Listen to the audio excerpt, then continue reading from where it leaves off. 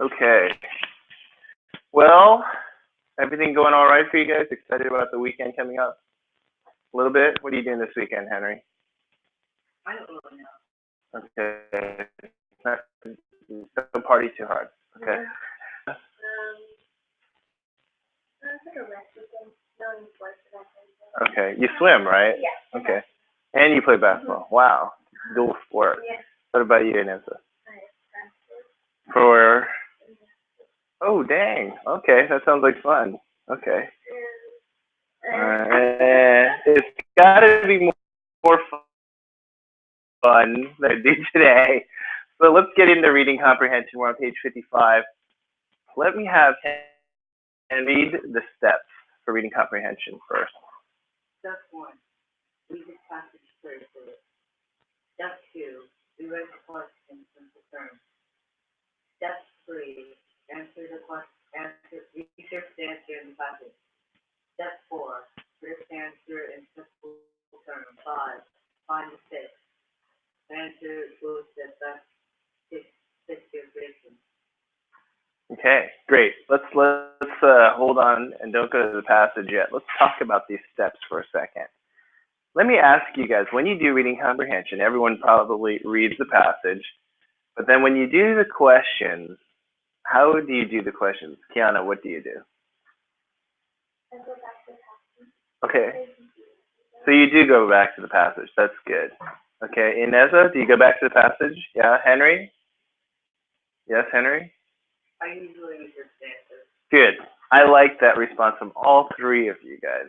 What I was hoping that someone might have said, but I'm glad nobody said it, was some people mistakenly just go straight to the answer choices.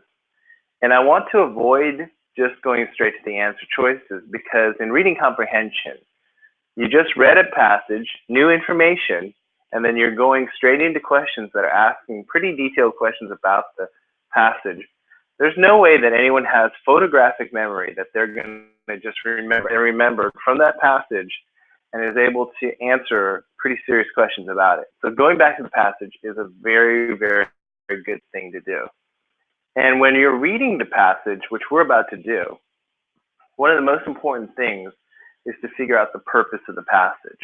So that's what reading critically is all about, is identifying why did the author write the passage and what are the important points of the passage, okay? So we'll come back to the steps in a little bit, but I want to spend a couple minutes on the next page here. And I want you guys to read this passage, and I want you to write a few notes on the page on the right about each of the paragraphs. Don't write a full journal or a full novel or anything, just a few notes about each paragraph, and then we'll talk about that, okay?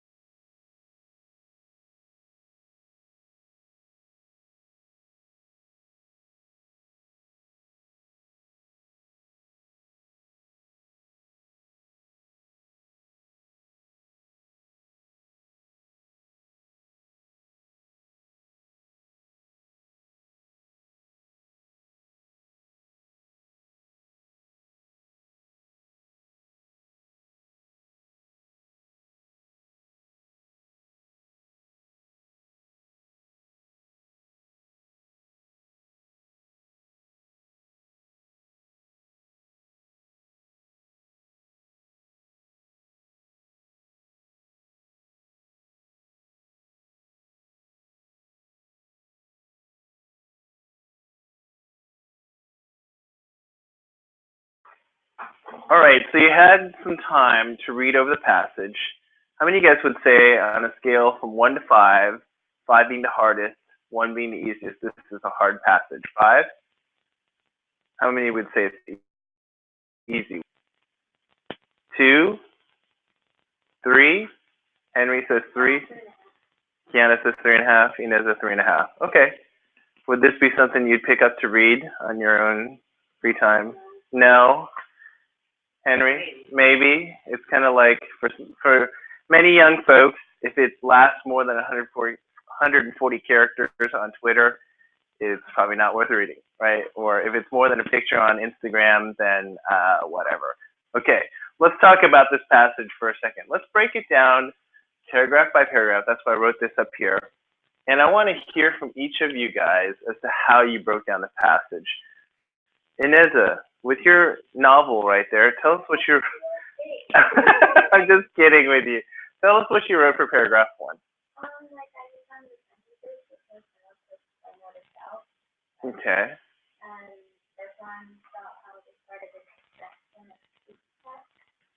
First paragraph is about construction? Okay, a little bit, yeah, okay. And what else did you say about Sweet Track?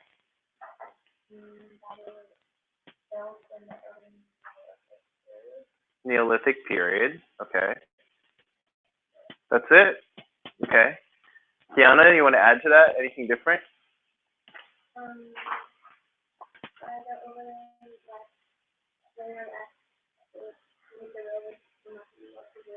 Well preserved, okay.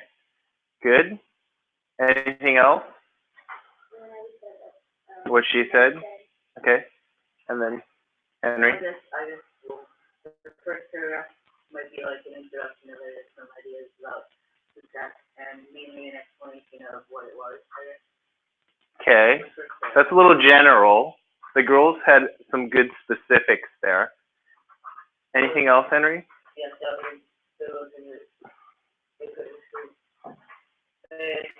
and in the second paragraph, there's like a accumulation of the accumulation. Let's not get to the second paragraph yet. Hold on. Let's stick with the first paragraph. What I was hoping that someone might have noticed is it is the oldest road. Okay? It says it's the oldest road known to humanity.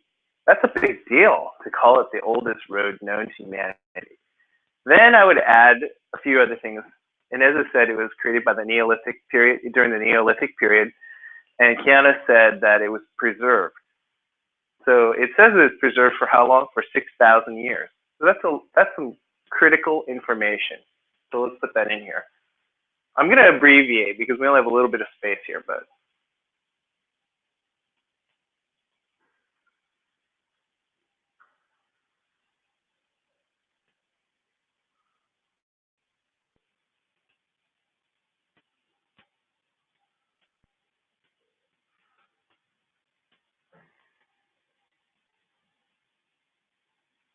okay. Oldest road preserved for 6,000 years. I'll add in here a note, Neolithic, because that's important. Okay, good job. Let's talk about the second paragraph. Henry, you seemed eager to share what you wrote down for that one. Tell us what you wrote. Okay. These are things that explaining or that they possess. Well, first it states that they possess extraordinary engineering skills. Okay, extraordinary engineering skills. Saying that compared to other studies, the construct had better engineering skills. Okay, I like that. That's good. I think maybe for this, maybe this is anyway to explain like maybe, and then it's hard to tell you support it with that it was more extraordinary. Okay, good. Let's hear from the girls. Kiana, did you have anything different besides extraordinary engineering skills?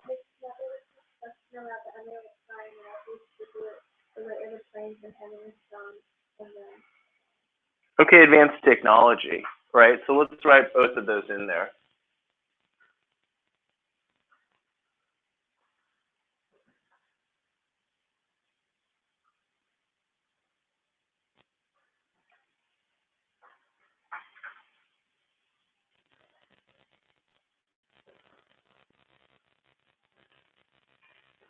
Okay, good. I like that. Anything else, Ineza? You like it? Okay, you tell us, what did you write for paragraph 3?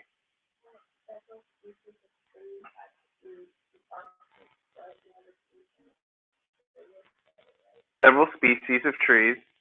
Anything else? Kiana?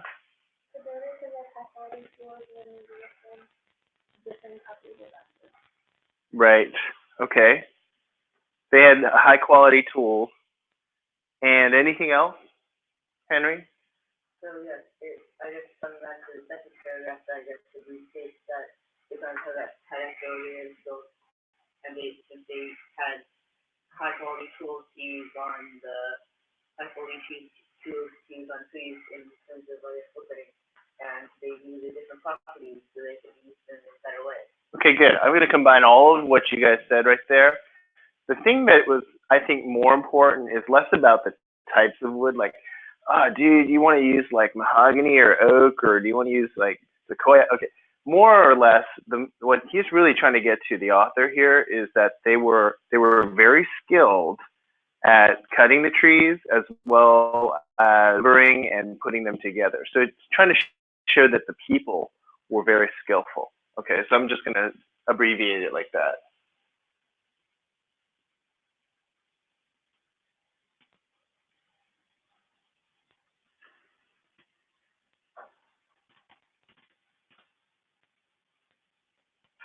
Okay, so the people were skillful with wood.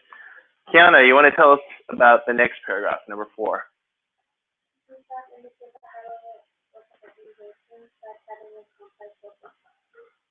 Okay, and what does that mean? What did he say for the rest of the paragraph? Because you just read that to us.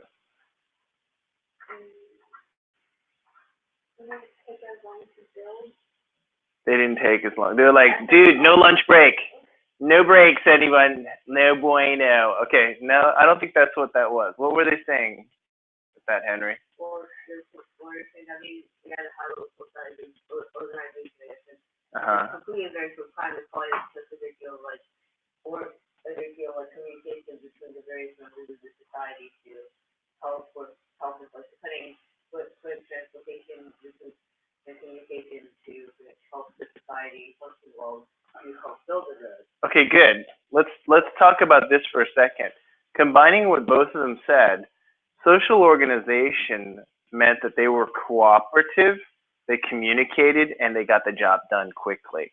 What's really interesting here is that they said that it had a lot of orchestrated effort. So let's put that in there. So social organization, cooperation, completed quickly. So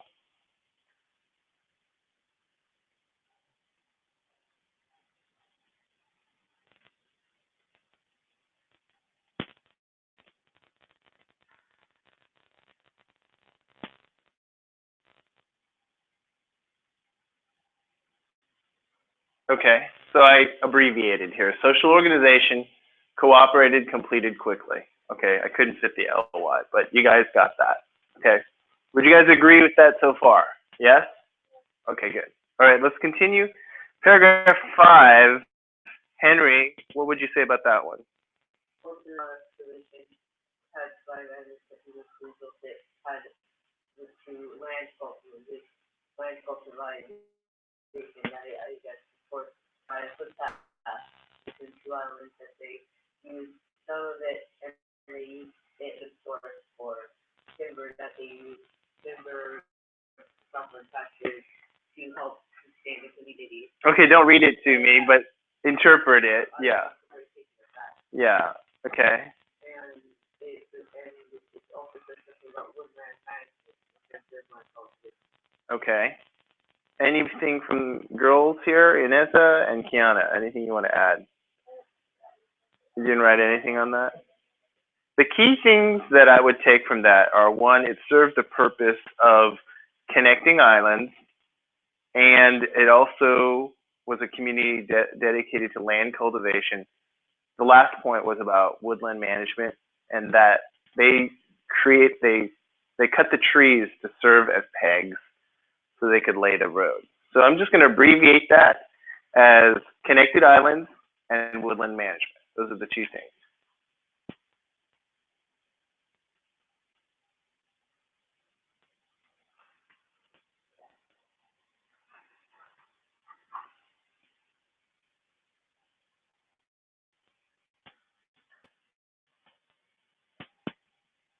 Okay, so those are 2 points. Ineza, for the 5th paragraph, or 6th paragraph, sorry, what would you say for that one? What's the most important thing that we're getting from there?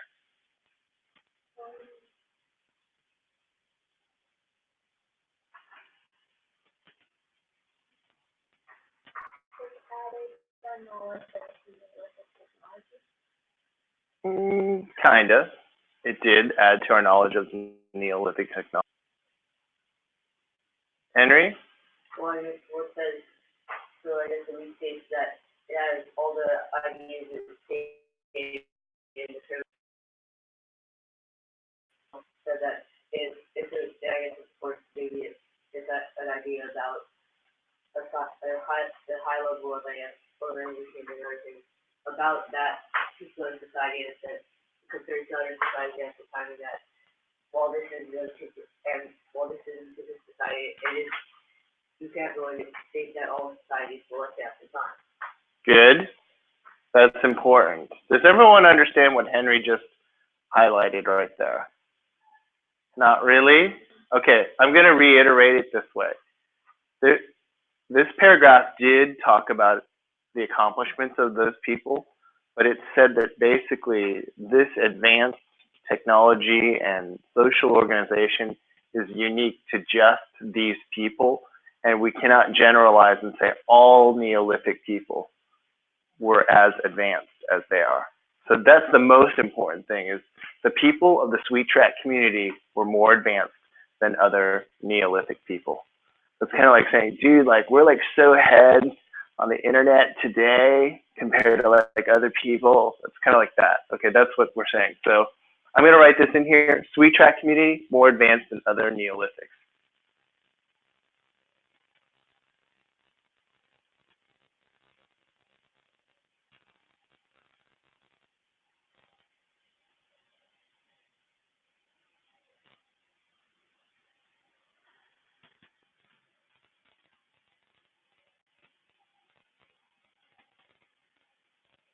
Okay. Is that pretty good? Everyone agree with that? If we're to give this an overarching type of theme, thesis, or purpose, what would you guys say? Henry? Well, I guess maybe it's some last idea of that it was an extraordinary society that had lots of different types of skills that made it different from other Neolithic societies at that time. Yeah, that's a good summary of the big idea. Do you guys want to add to that anything? So kind of what they said in this 6th paragraph, this is the overarching theme. The big idea is that the Sweet Track community was advanced in their skills, their technology, and their social organization. And that's basically what this passage is about. It's more about the people, all right? So that's our big idea. So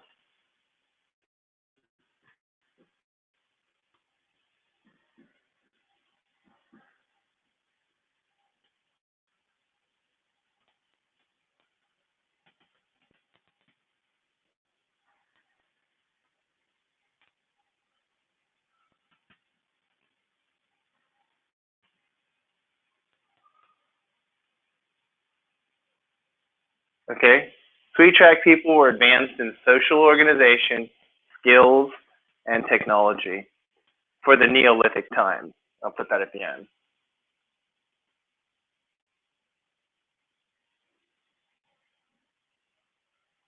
And that was a long, long time ago. I mean, this is like, Sweet Track is located in England, so this is like a long time ago, like before people even spoke English.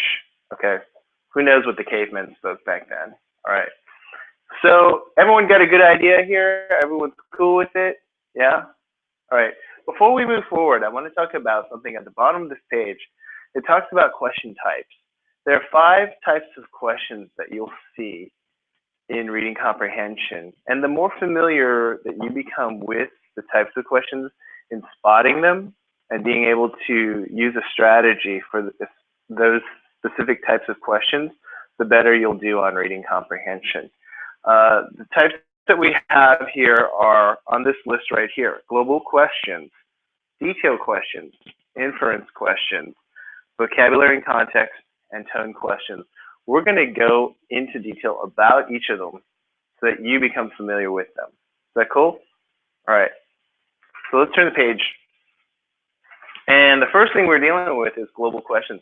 I want you to kind of write in the white space right below it, because I think this is crucial here to understanding global questions. We call it a global question because it deals with the passage as a whole. So let's write that right below that, where you see question number 6 says, the primary focus of this passage is on, you can see the wording there, the word primary focus.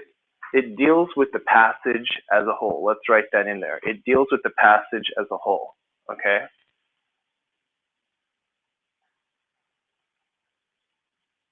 And the second thing I want you to write in here is other key phrases that signify a global question. So this one says primary focus. Sometimes they say primary purpose. That's another key phrase, primary purpose. Another one would be main idea, or it might say something like the passage overall, okay? When you see that type of wording, your thinking is, okay, I'm going to look at the overall theme, the big idea of the passage. That's what we want to do. We kind of answered this question right here, this already, right? So we said, SWE track people were advanced in social organization skills, technology for Neolithic times. That's the big idea. That's the primary purpose, the primary focus here. Let's walk through these. I want you guys, when you do answer choices, I know it's tempting to go straight to answer choices. A. Does it sound good? Let me read B. Is B better than A? I don't know. Let me go to C. Is C better than B? Better than A? And then you're like, let me read D. D better than C? Better than B? Better than A? Okay, we don't want to do that. Why? Because on the ISDE, 3 out of 4 are wrong. Okay, so you're comparing wrong versus wrong. On the SSAT, are wrong. And so you're comparing wrong versus wrong. They're all intelligently written. So they're not going to sound so dumb that you're like, oh my gosh, this is so ridiculous. You know, I'm starting to laugh, right? You're not going to, because it's not going to be like that. So we don't want to do that. We have the answer right here. We just discussed it, right? So the answer choice is not going to be exactly what we said, but it's going to parallel what we said, okay? So I'll read this. You guys tell me yes or no. The first one says A, the high degree of social organization exhibited by earlier cultures. Yes or no? Henry? Well, I think it's kind of slightly, it's too specific, maybe, or in some ways, the main idea stated is social, and not only that, but also other stuff. That's one reason. Can somebody give me another reason that you might not choose this? Another reason. The reason why I wouldn't choose this is because the last word says cultures, plural. And we know that the author intended to say that the community was advanced. So this is not all Neolithic people, it's just the SWE track people. Okay, so that means A is out. Do you guys see the difference there? Do you see how close you got to follow how they write this thing? That's why I would knock it out. Okay, let's go to B, the complex construction and composition of the SWE track. What do you guys think? Is this the overall purpose? Let's have Kiana give us a reaction here. Yeah? Is that what we said a couple minutes ago? Complex construction? Did we talk about complex? We didn't even talk about that. Okay, Henry? Well, the idea states that when we move up, it's the awesome word talks about the people, and this is not really about what SWE track itself was, That's right. People use social skills, socializing, Yes. and their use of technology and Right. imagination. It's about the people more than it is about the wood. Good job on that. Excellent. Okay. So B is out. Let's go to C. An explanation for the survival of the sweet track over 6,000 years. Ineza, what do you think? Is that the main purpose of this passage? What was that? It sounded like a, you know? I was like, it's no, because I mentioned once, right, in the first paragraph, but it doesn't really talk about that at the end nor throughout the body of the paragraph. So I would say that's not it. I'll read the last one here. Ways in which the sweet track reveals aspects of a particular Neolithic society. Henry? Why is the uniform work and well, it talks about specific society and the upright talks to the parts of the passage about specifically about street track not being confused with other Neolithic societies of its time. Right. That's number 6. Right. So what I was going to say is the bottom line here is that it's actually broad enough that it covers all of this stuff for specific people, even though it doesn't spell out exactly social organization, skills, and technology. It's talking about particular aspects. So that's how that works. Sometimes answers are too narrow. Some of them are too broad, like when it said cultures in general. Some are too narrow because they focus on complex construction, or they focus only on the survival of it. That's too specific. So some of them are not even part of it. So that's how you knock out answer choices. What I really want to train you guys is how to knock out answer choices, okay?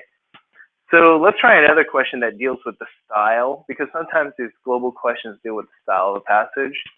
Let's go with number 7. Kiana, read that one first. So this one you kind of have to read the answer choices. They're kind of, you know, short answer choices, and it's not really found in the passage, but rather in the answers. So go ahead and read them. But when you read them, I want you to say yes or no for each of them. So start with the first one. Okay, just read it out loud for us. Oh. Yeah. Scientific journal. Wait, yes or no? Oh, no. Scientific, no. Well, yeah, read it out loud and yes or no. Yes or, you can't say yes to all of them. You can't say no to all of them. So you got to start with the first one. Scientific textbook, yes or no?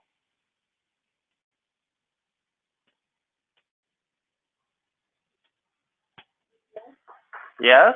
Okay, we'll hold on to that. Next one? Okay. Yeah, go to the next one. Yes or no?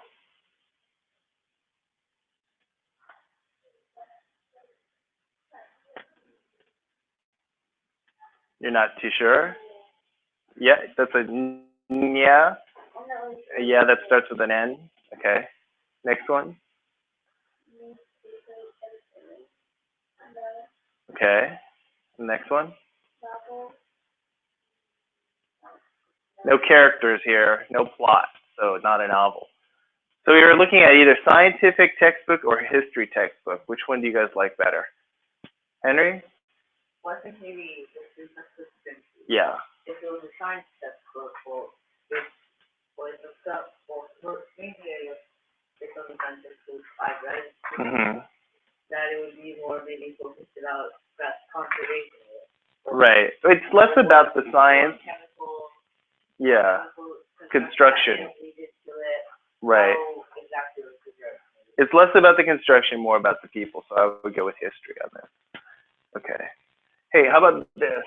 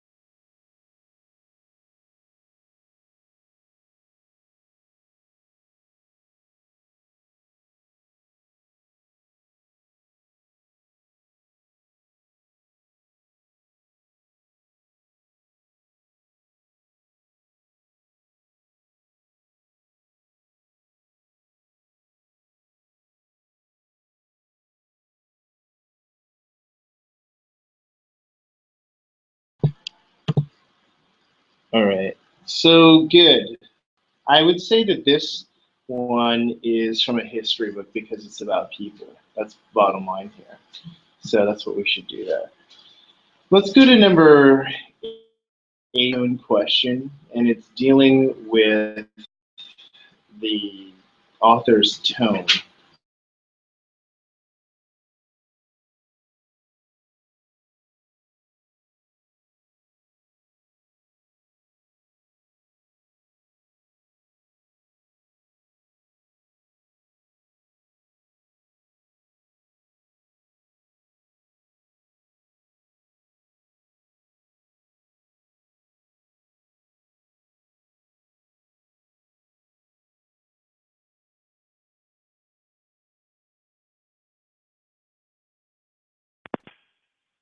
What's the point of that? There's actually no point in just reading them all the way straight through because you end up filling your head with all of the answers and saying to yourself, okay, now I got to read it again and say yes or no. So I don't want D. I want you to say A, this, yes or no. B, this, yes or no. Go ahead. Hey, dubious.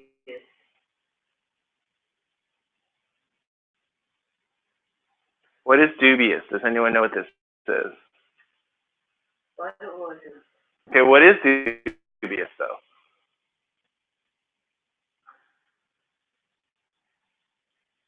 So I guess maybe Does anyone here know what dubious is? maybe skeptic. Yes? Skeptical, not that we're living knowledge and this kind of concept is a good idea. Right. So it means being skeptical. All right. So is that what this author's tone is? Skeptical. I don't sort of, but not really at all. Okay. We would say that different parts and different ideas of society. So more Mhm. people. Okay. So bottom line, he's not really skeptical. So I would actually knock that out, right? Because he doesn't have.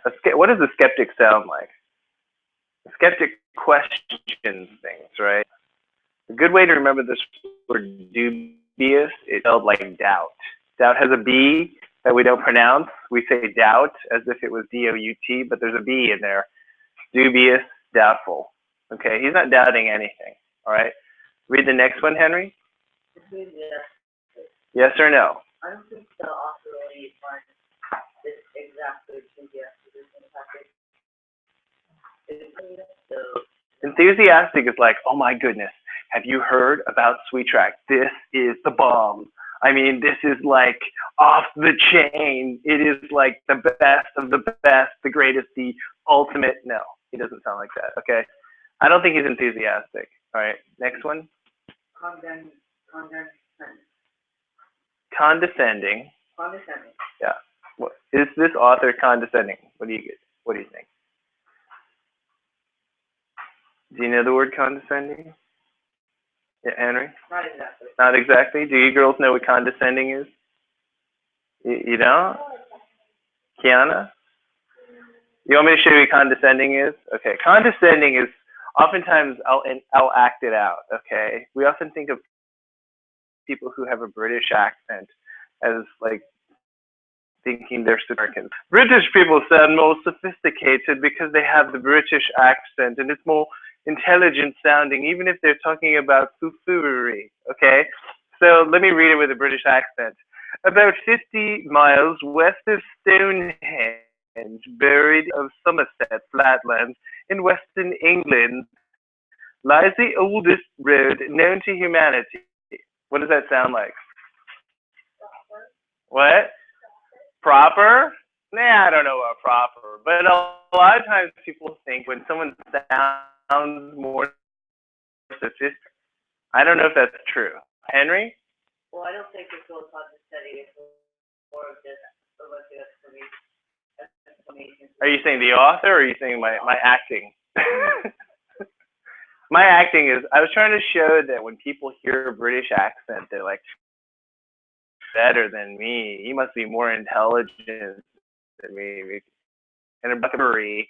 and sound more intelligent and make other people sound dumb. Okay, that's condescending. Condescending is when someone is talking down, okay, to another person. That's why I faked the British accent there. Okay, so is he talking down? That's the big question. No. He's not. Okay, what's the last one? Objective. So like, what's that thinking with An objective as a noun. or state of mind? As a noun, an objective is a goal as a noun, but adjectives here. So what does objective mean as an adjective? What objective means as an object, as an adjective?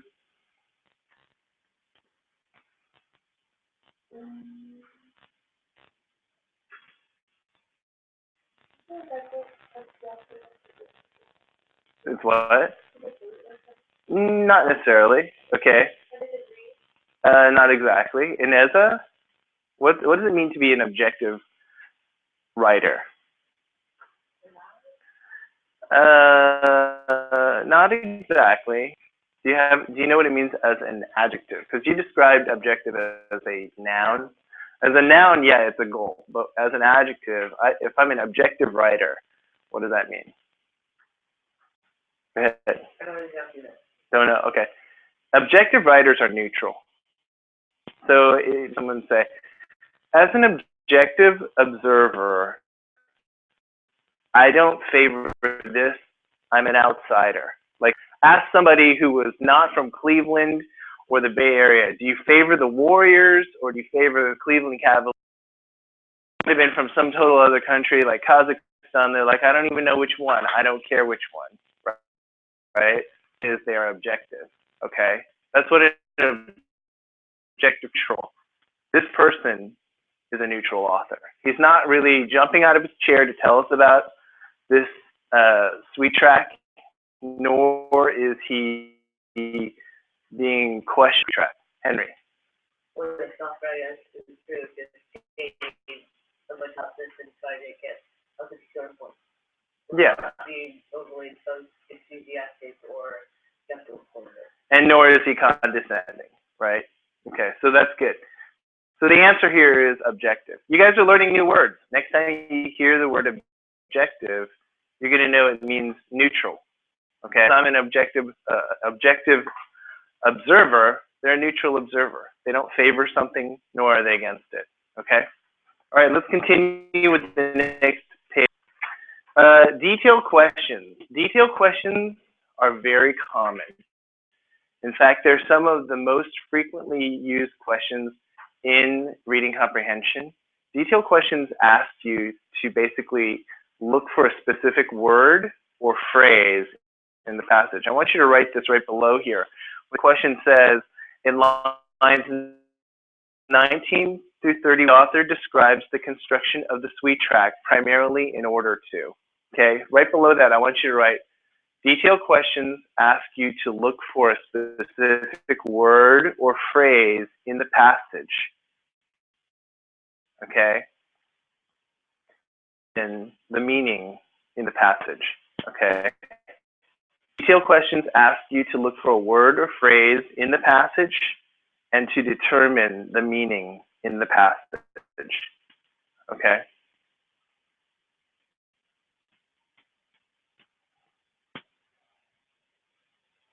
So in this question right here, another thing I want to clarify for you guys is that the last three words of it say in order to in this question. In order to means in this question.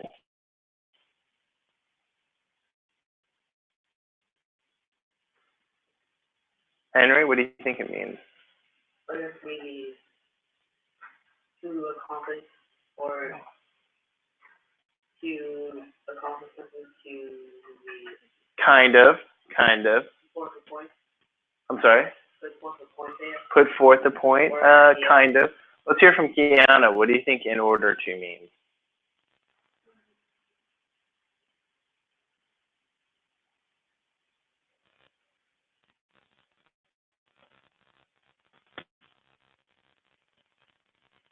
It's okay. It's okay to just offer your opinion. That's okay. Just go ahead. We're all loud here, so I want you to feel free to say what you think.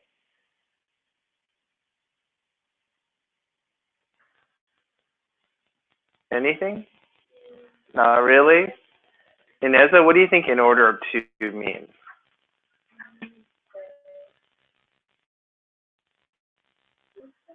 Kind of. Okay, I'm going to help you guys all out. In order to means why. Okay? And in the world of standardized tests, why will never be used in a question. I know at school you'll get something like, why does the author do X, Y, Z, right? In this, you will never see the word why. So I want you to circle the in order to, draw an arrow that points to in order to. I want you to write why. So remember our steps for answering questions. One of the steps is to rewrite the question in words. What we're doing here, you're not going to physically rewrite those questions on test day, but in your head, you're going to rewrite this. This questioning, why does the author describe the construction of Sweet Track? And it's telling us to go to line 19 to 31. So let's go back to 19 to 31 and find out why the author discusses this. So let's go back to the passage. Okay, Inessa?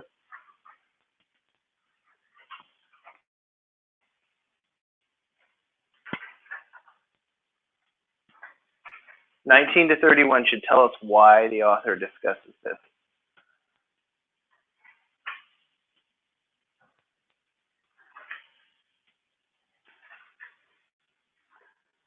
And when you see something that tells, I want to talk about it and hear why you think the author discusses construction. Before you look at the answer choices, don't look at the answer choices, okay?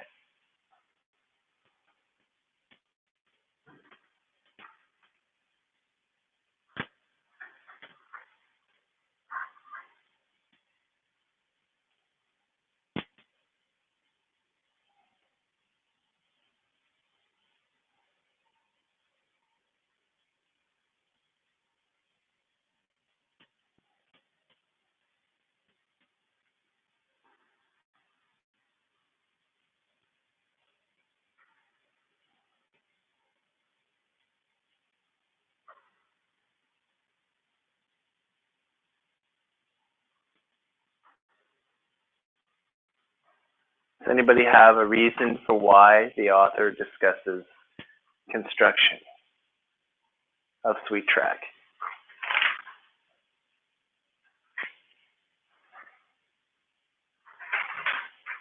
Let's talk about this together for a second. Henry, do you want to tell us what you noticed? How they, because it previously, what they did and how this is, and this might be an important use of technology of this particular study of Sweet Track. Okay, good. I like that. If you look at this, they mention the word construction specifically at line 26, method of construction. This method of construction, okay, if you look, and if you jump from that word construction, because there's the dash, and the dash ends later, about 3 lines later, this method of construction is remarkably sophisticated, testifying to a surprisingly advanced level. That's basically what Henry is saying, is that he talks about this construction because it shows how advanced the people were with their technology. Okay, let's go to the answer choices, and one of them will be similar to that because it shows why the author mentioned it. Okay, let's read these, and I want you guys to say yes or no. First one, A, says, all Neolithic societies were technologically capable of building a road like the Sweet Track. What do you think, Kiana? I'm on the answers for the, oops, I was reading the wrong one, sorry. A, sorry, explain the unusual strength of the structure. That's what A is saying there. What do you think? Strength of the structure. Okay, tell us why it's no. Okay, all right. Let's go to B. Show how it could withstand 6,000 years. Barry, Henry. Well, there's discussing the technology and the inhabitants who use that technology and how this technology is being advanced for their time in that particular society. It doesn't really show, it doesn't really talk about anything about the road in particular. It doesn't really how it withstand what is it might relate to that, but I guess it's more about the people and how they use technology to make that happen. Okay, so it's more about them being technologically advanced rather than surviving 6,000. 6,000 years is only mentioned in paragraph 1, and lines 19 to 31 is paragraph 2, so it doesn't matter. Let's go to answer C. Prove that its builders cooperated efficiently. What do you think about that, Ineza?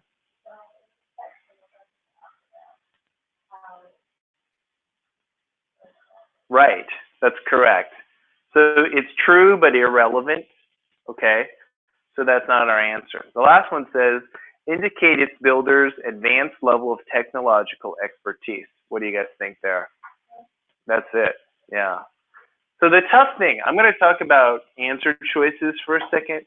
Answer choices, the tough thing is, it's not word for word straight out of the passage, okay? And I know at school, a lot of the reading exercises you do, when you see an answer, it's literally word for word straight out of a passage.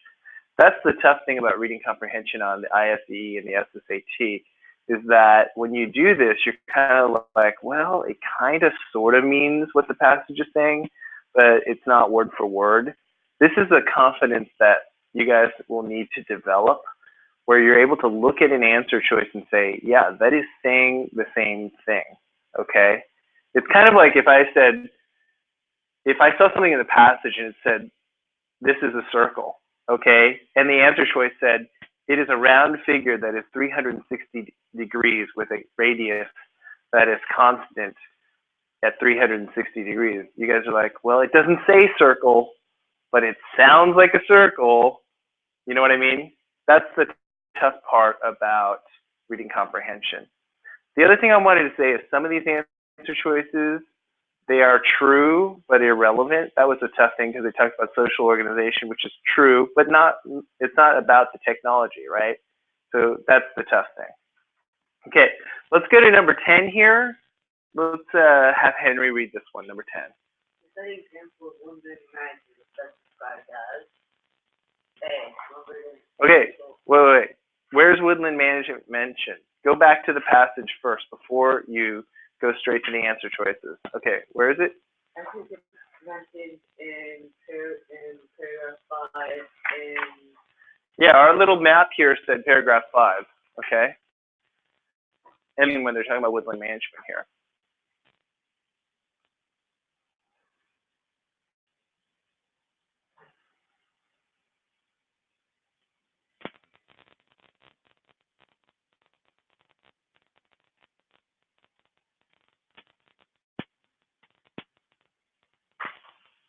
What do you think, Henry? Because it's basically the second part of paragraph 5. Well, we'll talk about that because they cut trees in a particular way in order to make them, or cut parts of the trees in order to make it so that they could get precise tools they needed for that thing. So it shows, I guess it's maybe a type of technology they use in order to create. So, yes. So let's go further with what you're saying right here. The bottom line is they didn't just randomly cut trees and just go chopping left and right.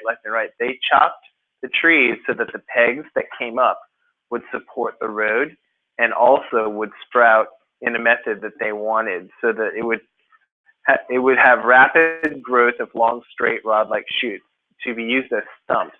So they chopped the trees on purpose to be stumps so that it would lead in the direction of the road, okay?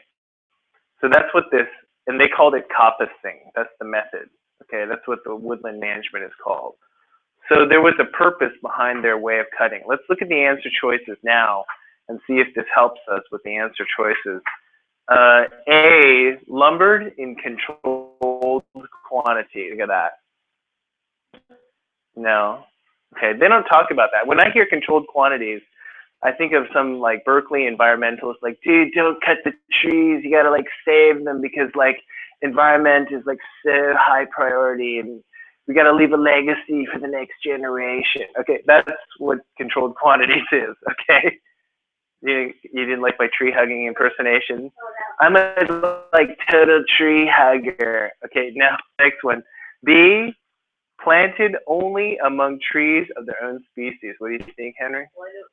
I think no, since, well, that doesn't really say that much about trees of very good species. How they cut trees or to support the structure as a whole. Right. They don't talk about species at all. So never mentioned. Okay. How about the third one here? It's cultivated in specialized ways for specific purposes. What do you think of that one, Ineza? Yes. That's pretty good. Okay. And the last one, felled only as they needed. What do you think about that one, Hannah? Well, I think no, since it doesn't really say that it's about only as they needed, but more again using them in specialized ways of cutting them so they can support this, so they can support the back up. Right. Okay. So C is our best one, cultivated in specialized ways for specific purposes. D is another tree hugger type of thing, like, dude, like, don't cut unless you like need it. So like, okay. All right. So that's more of a tree hugger type of thing. That's never mentioned. Notice with wrong answers that I want to highlight. A lot of them are true but irrelevant. A lot of them are never mentioned.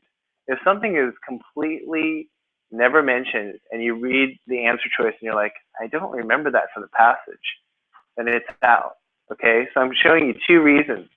Never mentioned, true. It might be something you want to write down as wrong answers, possible wrong answer choices. Okay, so possible wrong answer choices. Actually, I'll give you a few of them right here.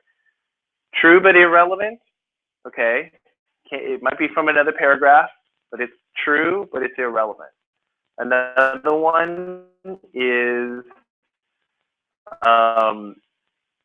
it's never mentioned, then it can't be right. Okay? Let me give you a couple others because we're going to talk more about this. A third one would be half right, half wrong. You're reading that answer choice and you're like, hey, this is from the passage, and you keep reading it and you're like, what? I don't know what the second part of this is. I don't really get this. Only half right and it's half wrong, then it's totally wrong. Okay? Half wrong is totally wrong. Okay? Another one might be the opposite of what the answer really is. Because we said they cultivated for a specific purpose. If an answer choice, even though it wasn't there, if an answer choice said, oh, they just chopped trees randomly, right? That's totally opposite because they had a specific reason. Okay. So those are some very common ones. The last one, which is very obvious and a way to look for wrong answers, is an extreme answer choice. An extreme answer choice is not what you think of when you think of slang. When I think of the word extreme, I think of like heavy metal, like, this is so extreme, like radical, okay? Let's walk out, okay? That's what I think of when I think so extreme and like rocking with, heavy metal guitar, okay? No, it's not that. Okay, extreme in the academic world means making a statement that is assuming or blanketing. Assuming and blanketing means you're saying all Neolithic people had to do coppicing. Or if you said, this has never happened and will never happen again, okay? Now, I know that when you talk with your friends, in just conversation, people use words like, oh, do you watch that show? And you're like, dude, I watch it all the time. Did you watch it last night? No, I missed it. Wait, you just said you watch it all the time? Okay. Words like all, always, never, totally, every time, must, those are extreme words in the academic world. In the academic world, scientists rarely use a word that says every single, or all, or totally, okay? That's why they use words carefully and say, which most, or would probably. Okay, so notice this when you look at answer choices. Okay, all right, let's turn the page and talk about inference questions here. Ineza, go ahead and read that question real quick, number 11. The author probably believes that. Okay, so you can see already what I'm talking about with the language. Probably believes. Inference questions are tricky. They represent a good almost 1/3 of the questions that you'll see in reading comprehension.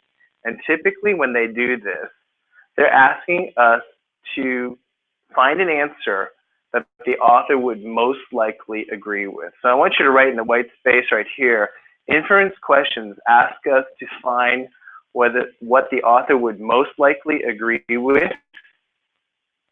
Henry, write this. Inference questions ask us to find what the author would most likely agree with. Even though we never spoke to the author. So the only way we could do this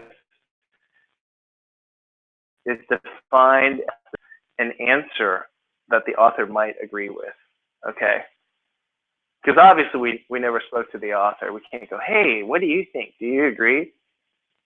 The wording of an inference question is very likely to use words like the author infers, the author might agree with, would most likely agree with, or the author might conclude. You hear the language is not completely confident. It's like might or would most likely. You hear that language there?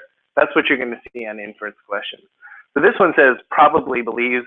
We have to read the answer choices, and I want you to say yes or no when you go through each of them, rather than just reading all 4 of them and then saying, okay, let me read it again. Okay, I'll read the first one. A says, all Neolithic societies were technologically capable of building a road like the Sweet Track. Henry? Well, I think on the station, paragraph 6, that small Sweet Track was put up for a place your but while studying the review of expectedly high-level graduate facilities, if you remember that Sweet Track represents the work of a single isolated community. Right. Which means you probably would agree that, or he or she probably would agree that. Right. That all right. You guys are catching it. I saw Inez, your head was moving in that motion like, no.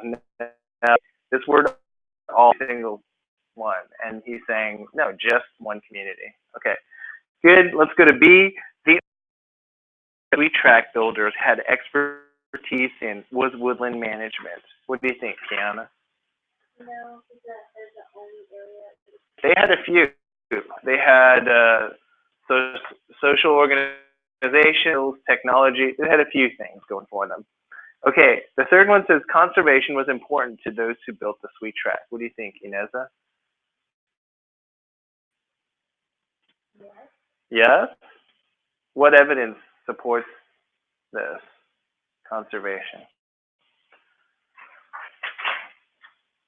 Not totally sure? Now, in that last part about woodland management, they do talk about cutting for specific purposes. The intention was not to save the trees for the next generation, okay? Yeah, Henry? But this is what specifically state, I guess, that they walked into the dock, he or she probably doesn't really state exactly what they probably want to preserve it for the this way. Right, so the bottom line is they're using it for specific purposes to shoot up to hold the road, but they're not like, dude, save the trees for the next generation, okay? Okay, so they weren't tree huggers. All right, next, let's suggest the city, D is roads like the Sweet Track could not have been built by societies without a high level of social organization. Okay, what do you guys think of this? Henry? Well, this state in paragraph 4 is that there had a high level of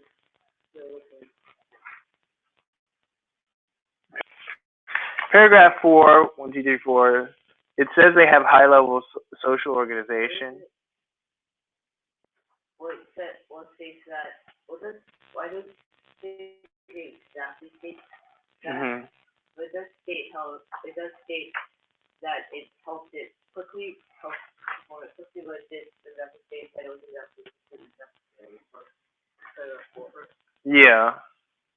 Well, I think the bottom line is this one is something the author might agree Sweet Track is something unique, and that building it quickly is possible without social organization. So D is the best answer here. Again, remember this is something that the author might agree with, and it's not like a quote from the author, but it's something that he's much more likely to agree with. Okay? Let's go to the next one, which is called a vocab in context question. Vocabulary in context, what that means is they give you a word and they want you to find the definition in the passage as to what it means. Sometimes they're going to give you words and they'll give you one word answers, and I don't get the answers. You always want to go back to the passage. In this one, they're telling you to go to line 9 and talk about acidic. What do you think acidic means in line 9, Kiana?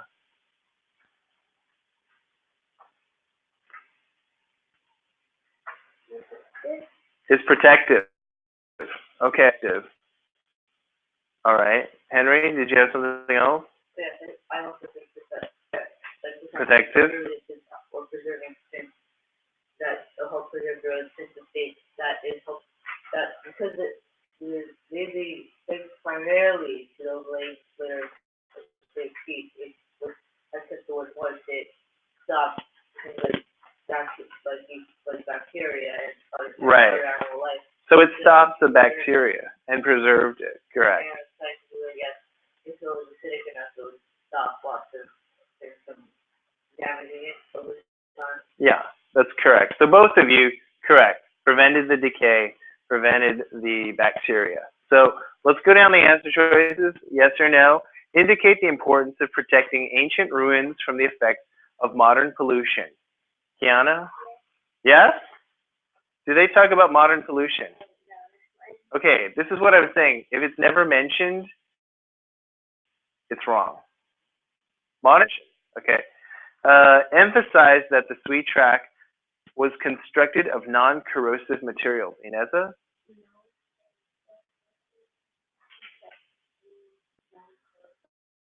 Right. It's never corrosive. It's something like plastic. That's why you hear things like, "Oh, plastic bags are bad because they don't corrode. They don't really deteriorate very quickly." Okay. The third one: distinguish between the effects of acidic and basic conditions on ancient ruins. Henry? Exactly, like anything about things at all. Yeah. It just means this was acidic. Mhm. Preserve it. So Right. it doesn't really compare like the differences between acidic and basic. Like Right. love this case or feel this case. Right. So bottom line is they don't do that comparison. Last one says suggest acidic conditions were important in inhibiting decay. What do you guys think? Henry? Well, I think yes. I think you read that one earlier. Yeah, that's right. Right. Ineza? Okay, yeah, that is the right answer. It inhibited the decay. That's exactly what she said earlier. Not everyone. Let's do this. Let's take a quick break if you guys need to run to the bathroom or do anything like that, and then we'll conclude. Okay.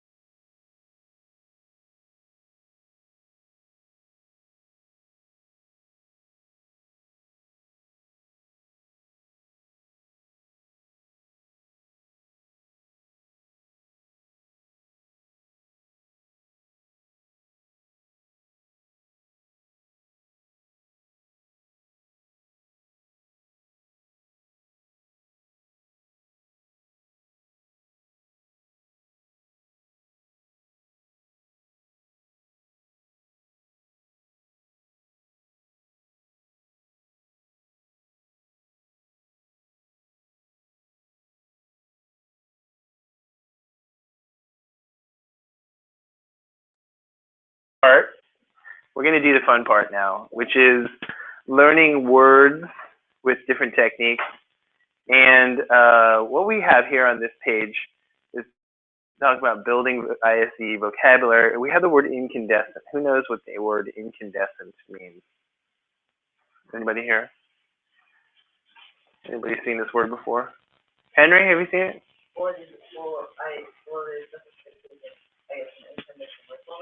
Yeah, incandescent light bulb. So you've seen it. Or in science class, so I think it doesn't seem to exist as like all of that word. They made me like, yes, so there's one wire that connects it, and then it's a resistor. So okay. Okay. Well, that helps a lot. He knew the context of this. So maybe resistor. I'm not sure of the science behind it, but that's good that you recognized it, because below here we see different ways that we can identify a word. Phonetically, like what it sounds like, parts of speech identifying it as a noun or an adjective. Sometimes some words will be both noun and adjective, and we got to identify which one it's going to be. Sometimes we know the definition straight up. We may have seen it, kind of like what Henry said. He's like, oh, I saw this in science class. Sometimes we got to break it down with prefix, roots, suffixes. Sometimes we can tell if it's a positive or a negative word by the word charge. It sounds like it's a word that's positive or negative. Sometimes we might be able to categorize it. We remember seeing it in context with other words that have similar meanings. That's what word groups are, okay? So I like what Henry said. He's already talked about it being part of a light bulb. So I'm going to just break this word down for us with the prefix, the root, and the suffix. Since we already know it has to do with light bulbs, right? It's not like a mystery, right? But you can see the word right here, incandescent, right? Which part is the prefix? What do you think? Inessa? The prefix is before. It'd be in, okay? Okay. You're thinking another part. Okay, what is the root? What do you think, Kiana? The root is in the middle, okay? Is it with the N or with the D where you cut it off?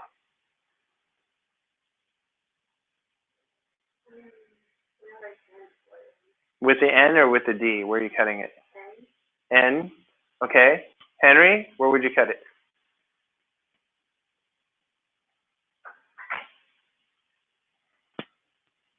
I do know the word is tank, but. Okay. I'm going to help you guys out. Actually, you should cut it between the D and the E, okay? Okay, all right. So here's your prefix. Here's your root. Here's your suffix. Okay, so the prefix in, what does that mean? To enter? Okay, I like that. What do you think? For and to answer again, and on for like to enter it, so. If you don't have it, on or in, it means enter or inside. Okay, let's just shorten that. What do you guys think essent means? The suffix. Do you know, or are you just gonna throw something out there? What do you think?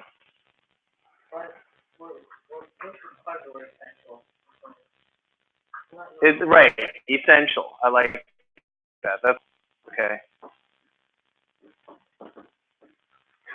With canned, what other words as a root?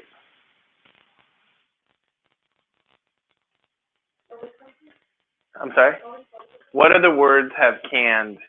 Words that might be similar to that.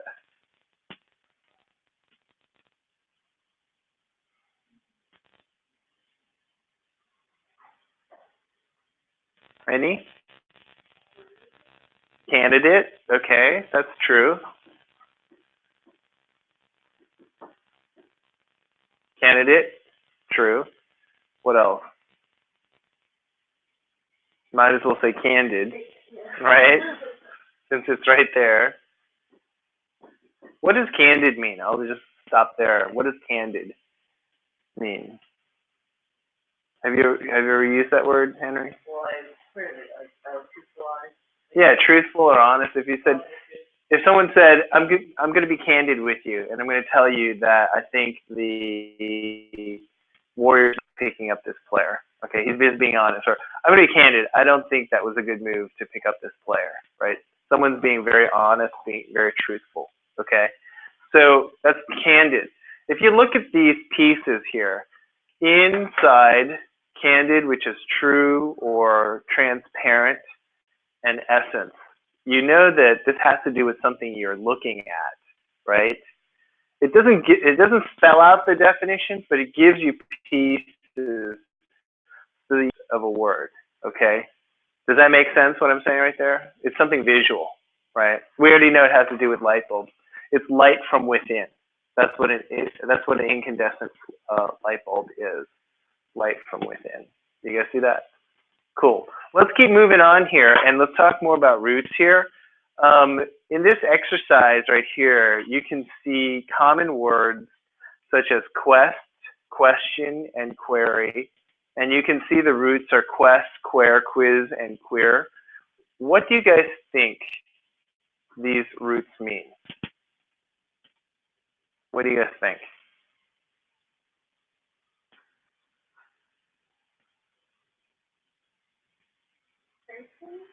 Searching. That can be searching. Okay. Anybody else? Henry?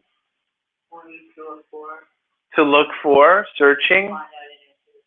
Not the answer part. To find, to search, to seek, to ask. Okay. Let's put those things in there. Search, or to ask, or to find. That's what these roots all relate to. Okay. So if that's the case, there are some other words they give us right here that have the same root. Inquest. What do you guys think what inquest means? You have an idea, Inessa? Use what you thought. Quest. You said to search, right? So what do you think inquest is? Yeah, to search inside. Let's write that in there. That's good. Okay.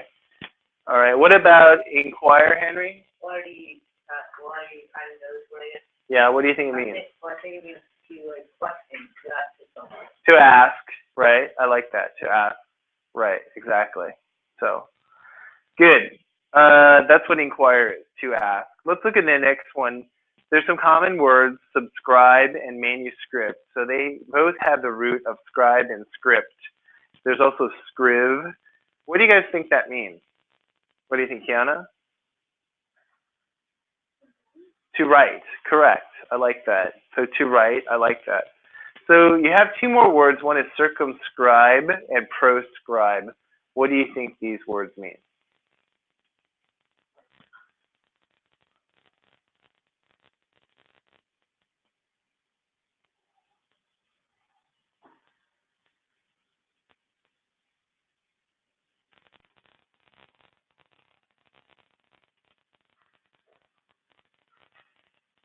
Ineza, what do you think circumscribe means?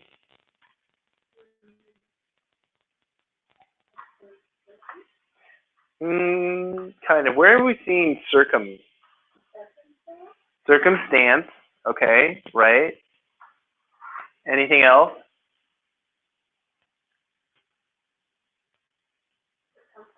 Circumference. Okay, good. What is circumference? You're on the right path here. Okay. Circumference is the area around the circle, the distance around the circle, right? Yes, thank you. Okay, keeping me on my toes. Circumference is the distance around the circle. Okay, so circumscribed is like writing around the circle. Okay, that's what that is. Circumscribed is to write around a circle. Okay. Proscribed is a little bit tricky. Henry?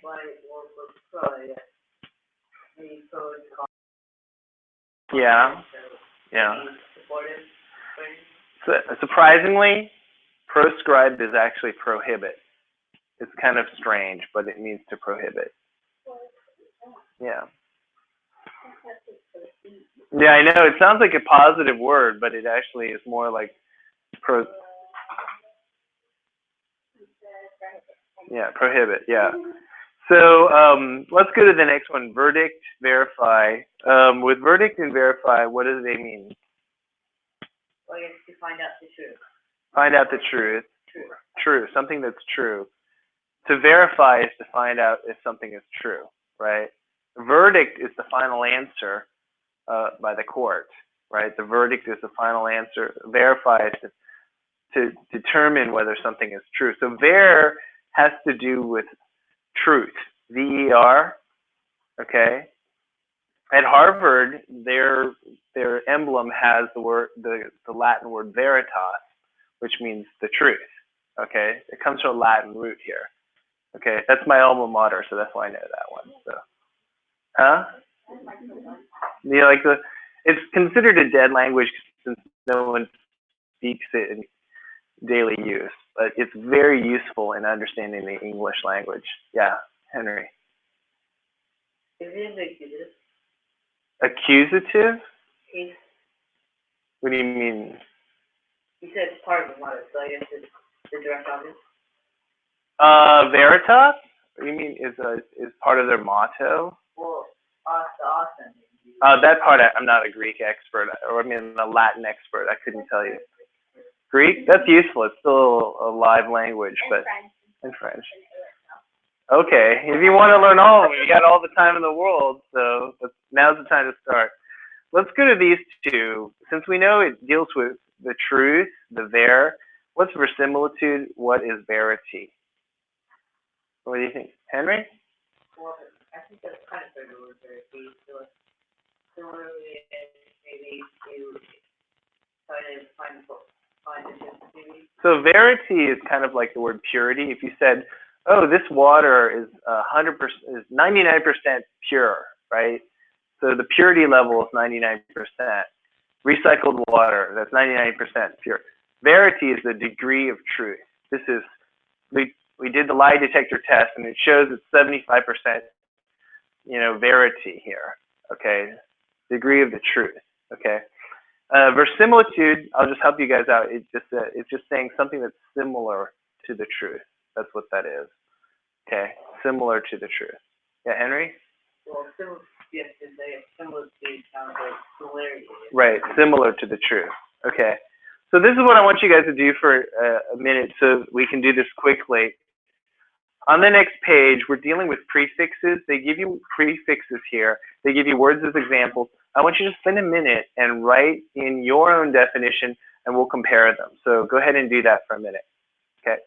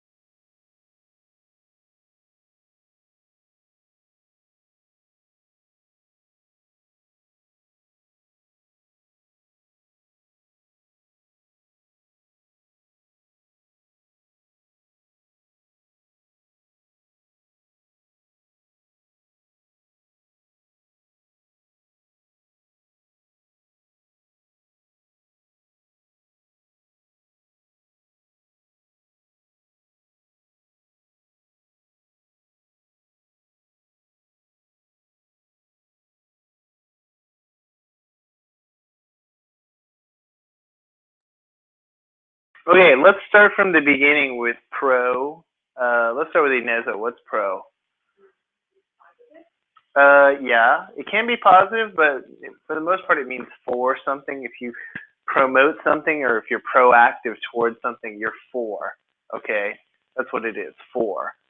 Like if you've heard debates, there's a pro side, there's a con side, pro and con. Okay, how about post, Kiana? Change.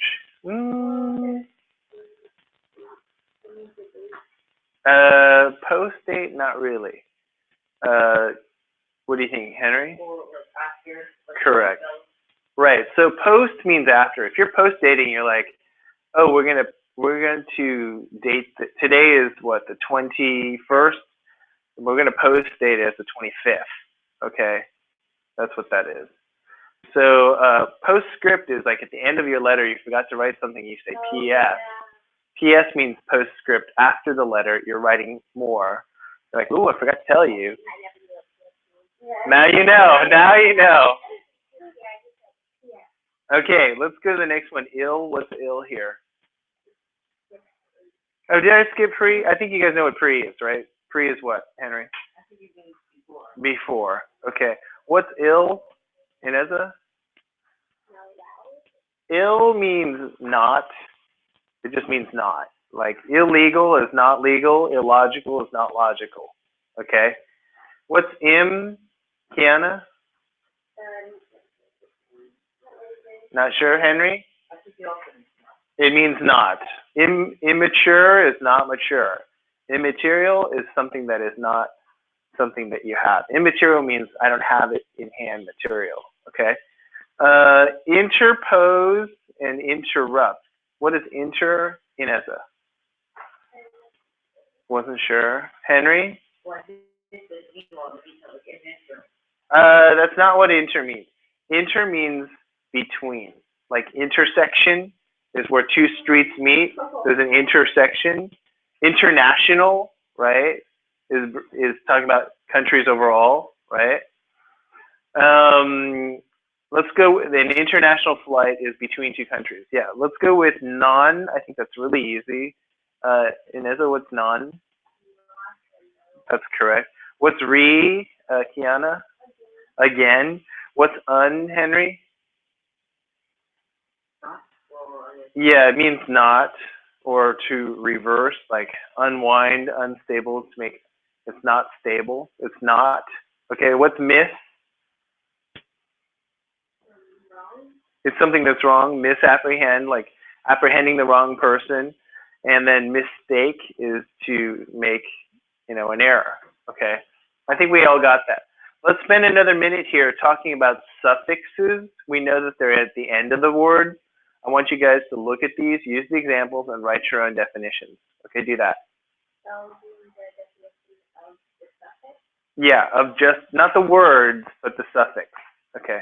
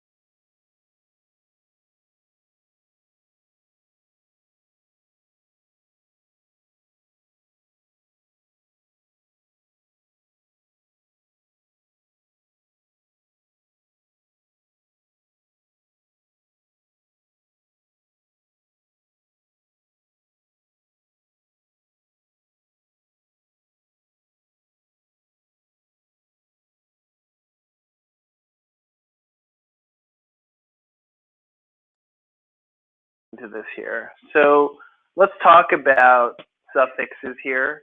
And Henry, what's ology? Study of, It's the study of. Okay. What's full, Kiana? Full of. Okay. What is able, Inessa? Able to do something. Okay. Henry, what's and or? like maybe you have to make it so that someone is. It's a person who does. Yeah. Organizer is a person who organizes. Inspector is a person who inspects, right? What's less, Kiana? Without. Without. So if you said something was thoughtless, it's without thought. Remorseless, somebody who without remorse. That's somebody who's like an insensitive person, remorseless. Okay. What about ness? What do you think that is, Inessa? And ness is actually like a characteristic. Happiness is a characteristic or a state. Sadness is a state of being sad. So ness is like a state, status. Okay. What is Lee, Henry? But what is usually used to turn something into an adverb. Yeah, used to turn something, an adjective into an adverb. That's a good way to say it. So it turns these words, an adjective into an adverb. That's a good way to put it. So it tells you how something is done. Slowly, sadly, it tells you how. That's what the adverb does here. Okay. What's us? Kiana, what's us? Okay. It means it's similar to bulbous is similar to a bulb. Miraculous is similar to a miracle. Okay. What is shun, Inessa?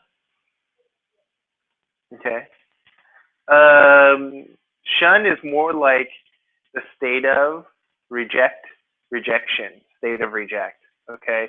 Appreciation is a state of appreciating. Okay. What's ism, Henry?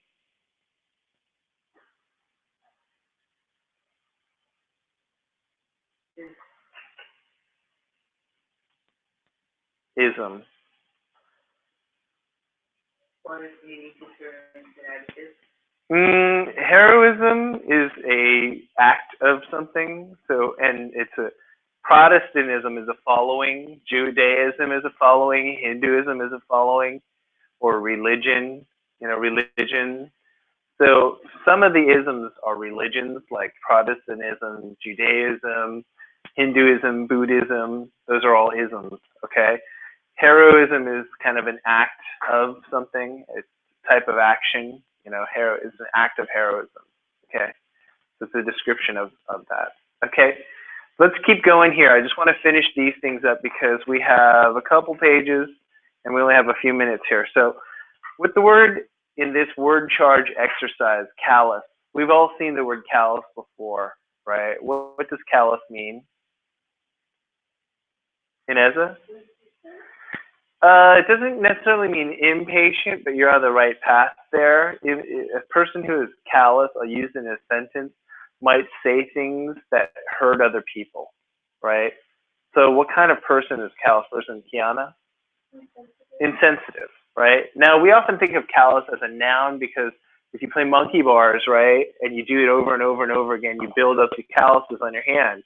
As a noun, it's a neutral word because it doesn't have a positive or a negative thing, because some people really want to build calluses. Like some people lift weights, and when they lift weights, they want to build calluses on their hands so that they don't feel the bars that they're doing that with lifting weights.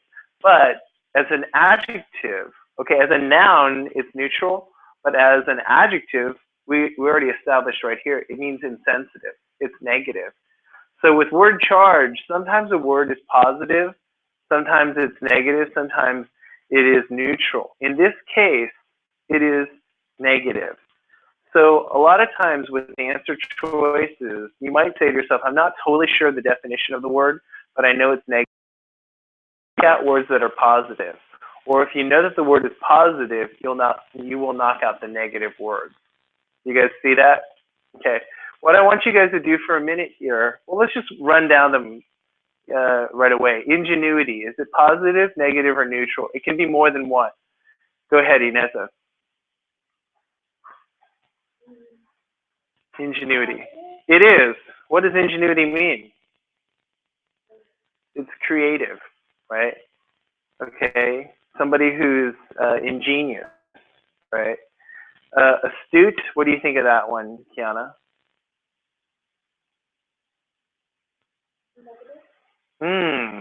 It's actually a positive word. Okay, you guys may have to look that one up. Let's go to the next one. Befuddled, Henry. One thing so that is like confused maybe. So positive, negative, or neutral?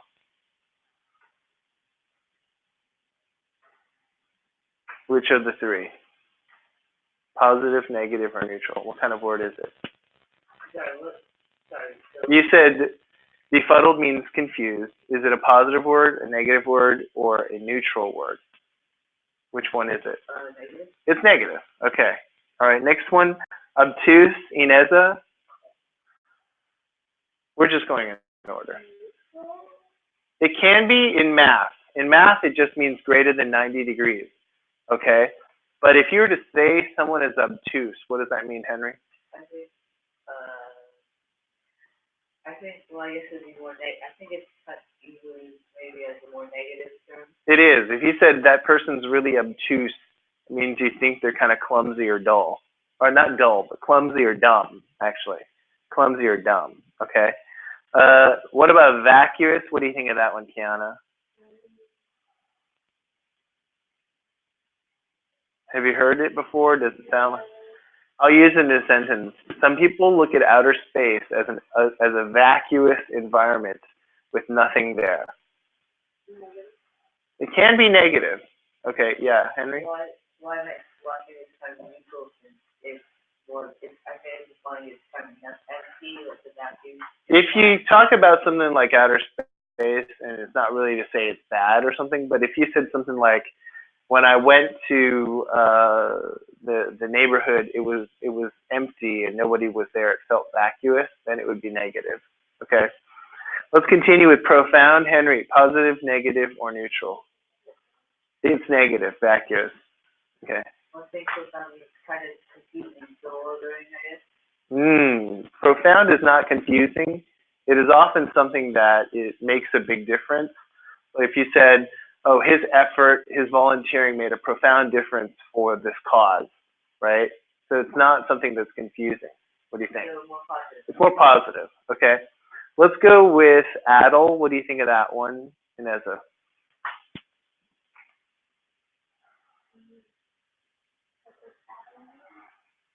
I'll use it in a sentence, okay. When he spoke at length, oftentimes it addled the listeners because they didn't know what he was talking about. What do you think that is? Neutral?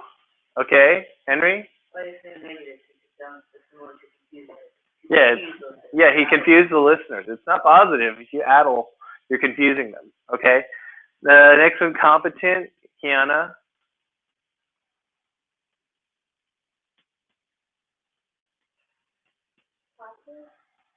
Competent is positive. What is confident, Henry? I think it's like someone who's good at his job or something. He's good at it. Okay, good. All right. Penetrate, positive, negative, or neutral, Henry? Well, I think it cuts through, so... Yeah. The kind of thing that's kind of hard to neutral. It can be neutral if you're just talking about cutting for the sake of it, but it can also be negative also. Okay. Last one, acute. What do you think of that, Ineza? I don't know if it being positive. I'll use it in two senses. In math, an angle that's acute is less than 90 degrees. What do you think?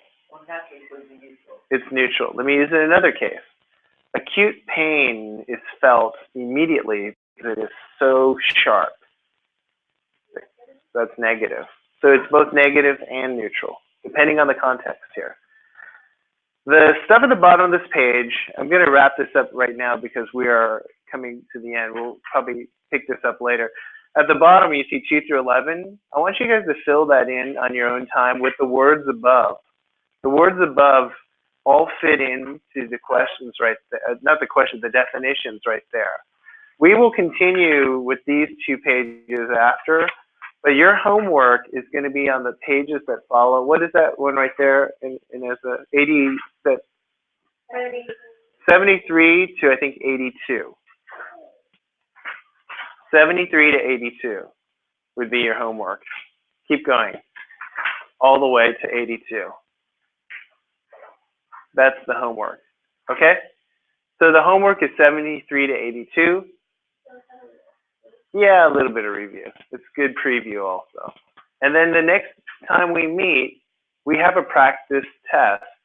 And our practice test, we're not going to meet in this room. We're just going to be in the downstairs in the main area, just sitting there to do the practice test because we don't need a private room for that. Okay? Is that cool? So I'll see you guys next Tuesday for the practice test, and we'll be downstairs. Okay?